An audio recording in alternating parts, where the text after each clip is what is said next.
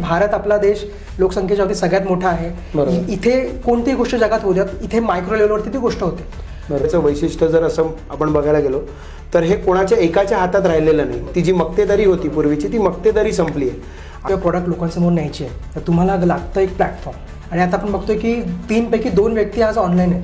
20 lakh follower असणारे influencer higher करून पण रिझल्ट खूप सामान्य मिळतो. त्याची छोटी निवडणूक असेल ना, तिकडे ही रील्स, तिकडे ही पोस्ट, तिकडे ही त्या प्रभावी गोष्टींमध्ये रस बघू नका. कारण की फॉलोअर्स आज कसेही मिळू शकतात.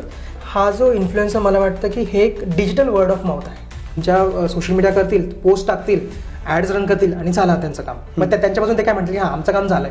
बरोबर. तर अशा एजन्सी असतात. पण तुम्ही एजन्सी निवडताना काय काळजी घेतली पाहिजे? ते तुम्ही जे बघताय ते खरं आहे हे माहिती नाही आपल्याला.